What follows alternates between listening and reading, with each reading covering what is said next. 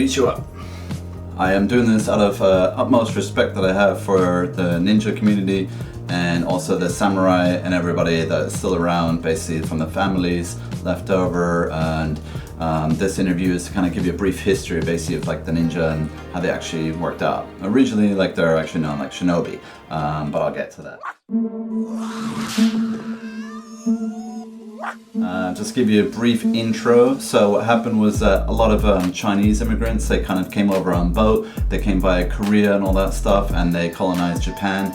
Originally they had Chinese culture, they had Chinese food, sort of, you know, weaponry, so swords, staffs, martial arts, all that stuff, and also the philosophy, you know, the Sun Tzu, you know, art of war, basically like all the kind of Shinto, sort of Taoist, all the Buddhist stuff, because that all came through China as well, don't forget. Started in India and then came through China and worked its way up, you know, Korea and then into Japan as well. But yeah, the best ninjas are actually from Japan, so those are the ones that I mainly research, but you'll find maybe traces of original ninja possibly in China and Korea. They definitely had some towards the later times as well, but Japan is the one that's really known for samurai ninja mainly. Anyways, so before I go into the Sengoku Jidai, which is the Warring States period, I just want to give you a brief like little history lesson. So 1467, the Onin War, which was the collapse of the previous government system, that led to the rise of the samurai, and basically like wiping out the power status of the emperor, giving supreme command to a shogun, which was basically like a premature dictator, but it was all kind of like samurai culture status during those times. Ninjas were used in samurai culture, they were used outside samurai culture, they were within it. It was amazing, all this research. All leading up to the Warring States period. Once the Warring States period happened, that's when everybody had a massive grab for power, you know, because they noticed that rivals were falling and getting beaten. They could strengthen themselves with other rivals, so they all kind of joined forces, attacked each other, and were killing each other off and like wiping each other out for over hundreds of years. So 150, 170 years if you want to be precise. Now this is where the ninjas came in. Now originally they're known as Shinobi no Mono or Shinobi no Jitsu, alright? And they were used as spies and infiltrators mainly, alright? So that part of history is true. However, they didn't necessarily run around in black, you know, nighttime doing flips and somersaults, stuff like that. They probably could, but I don't think they would waste their energy on that. What they did do is they were vegans, they were chemists, they were basically astrologists. I mean, their skill set was amazing. For years I kind of thought the samurai were king and they're like number one, but through all my research, I've learned about the ninja culture, the ninja history, the last ninja battles, all this stuff like that, you know.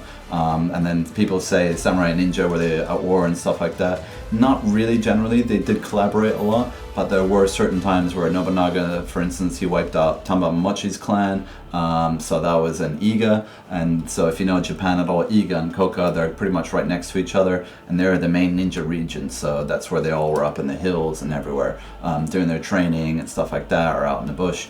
But they heavily influenced then later periods and war and army tactics, just because they're such badasses and had such control over nature and everything. So there's fort infiltration, which was during wartime mostly. So it's like the ninja golden age would have really been the Warring States period, so the Sengoku Jidai, you know, and that was, you know, where they're like originally farmers and stuff, but then they would come from their farms and then they would fight in the wars, then they go back to the farms a lot of the time. Sometimes they're permanently employed by the shogun or the samurai, you know, the clans, if you will.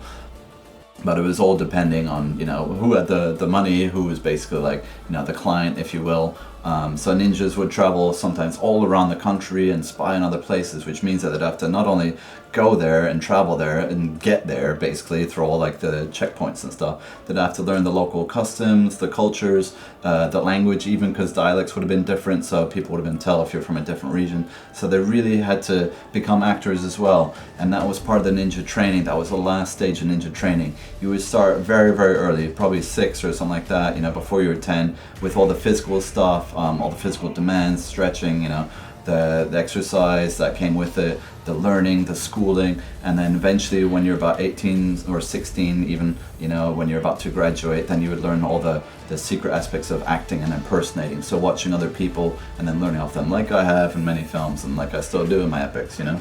Anyway, let's get to the class system. So as I said, there's a dictator, the shogun, pretty much at the top. Then there's the lords, which are the samurai kind of. Then the soldiers, on all the farmers and merchants and all that, if you will. But ninjas were considered lower than samurai, because samurai were kind of like the ultimate warrior, if you will. Even though the ninjas were like way badass. So let's get to the Hattori Hanzo story. Now everybody knows Kill Bill and knows, like, you know, the sword master and stuff like that, but he actually has a long lineage of family which dates back to the Sengoku Jidai, the Warring States period. And he was from Koka. So remember I mentioned Iga and Koka? Well, he was the guy that basically made a deal with Nobunaga and Tokugawa Ieyasu to kind of take care of their guys, allow them free travel through that region, and then also he joined forces to wipe out the Iga ninja and, you know, to basically tackle anybody that came in their way.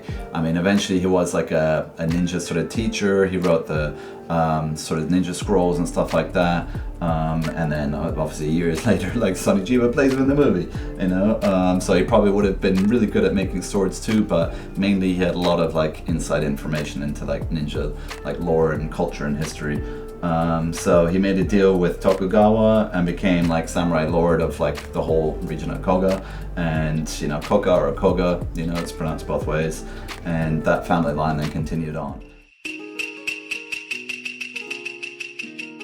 Now, let's go to like weapons that the ninjas actually used and invented, alright? So the shuriken we all know is ninja stars, which my ninja researcher keeps saying they didn't really have, but, you know, they had basically bow shuriken, if you know them. So the single ones here, actually, I've got my little prop ones here, even though these are chopsticks. They're originally like this, so you kind of throw them like that, or at the enemy, and then eventually they became like sort of cross sections, so that's what made them into the ninja stars, if you will, and they could like fold up and everything. So they never actually really looked like the Ninja Turtle stars, if you will, you know, the ones that you sort of see in movies and manga and cartoons. Those are all completely inaccurate as far as the Warring States period. After that, after 1700, you never know, they may have developed something close to what we have, but really the whole ninja boom that we know of started in the last like 100 years, so in our last century. And James Bond is to thank, manga, cartoons. Anyway, let's get on to some other weapons. So then we have the kunai, which is one of my favorites. Alright, I don't really have one standing here because they smell. They're from Vietnam. I ordered them. They look great, but they smell, so I'm not gonna touch them anymore. But they're pretty badass. You can see them in one of my epics as well. I use them quite a bit. Now there's caltrops is another one, if you ever heard of them. So they had them in medieval times as well, because don't forget this is medieval times just in Japan. And they had small ones which were basically for people chasing them, then they would throw them behind them, and then they would just like land there, get stuck in their feet, infected, whatever. They'd probably have poisons or toxins on them, even if that. And then they invented bigger ones which were for horses, so when horses were chasing them and all that and laying traps. I mean, it's very sad and brutal, poor horses, you know. But anyway, I mean, they served a purpose and they're pretty badass. Now they also invented landmines. I mean, premature granted, and probably not with highly explosives, but a lot of traps as well they would have done. So this is way before Viet Cong and Vietnam and World War II, Iwo Jima, anything like that. This is all hundreds and hundreds of years before, keep in mind. Now they had special tools as well, right?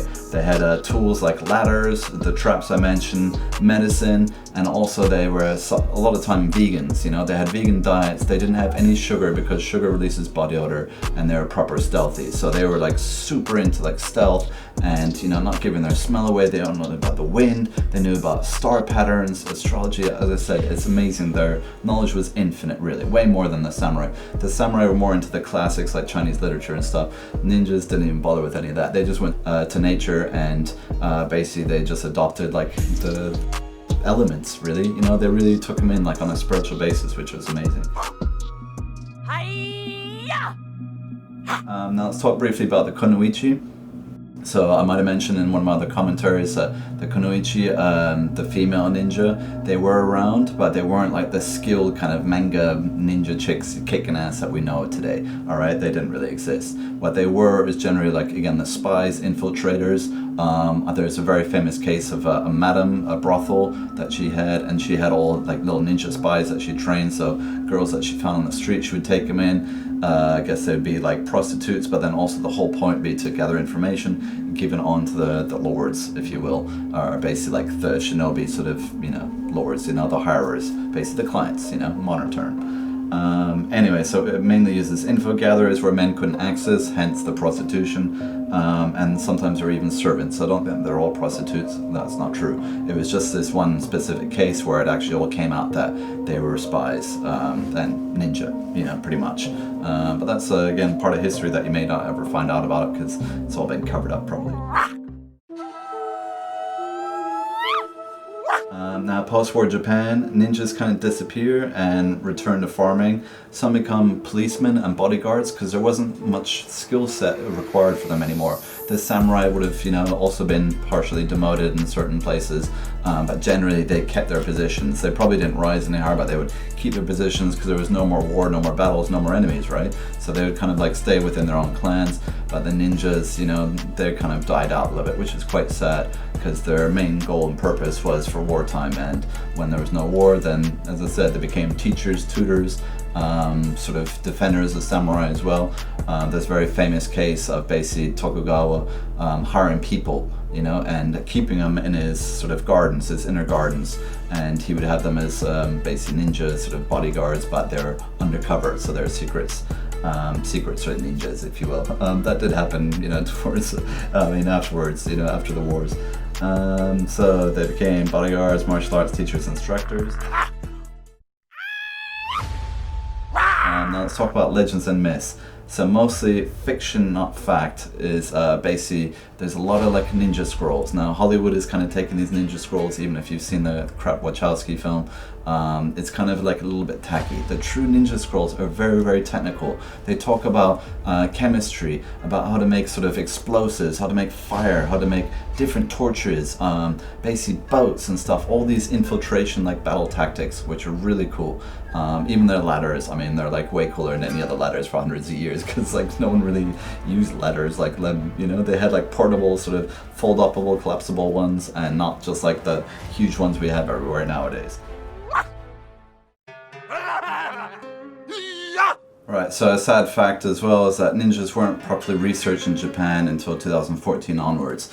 Now, samurai were always a big part of the culture and the history, so they would have known a lot more about them, especially the clans and the warring states, all that stuff. But the ninjas were kind of forgotten and, you know, not really given enough credit for basically the impact that they had into the wars. I mean, they would help win wars. They would infiltrate castles. They would turn enemies against each other. They would sort of set fire to castles. They'd give misinformation. All this stuff, poisons, toxins. I mean, this was like their specialty, you know, that the samurai, they're kind of above that. They're more into head chopping and, you know, front-on confrontation and stuff in battle. But the ninjas were like more sneaky and secretive.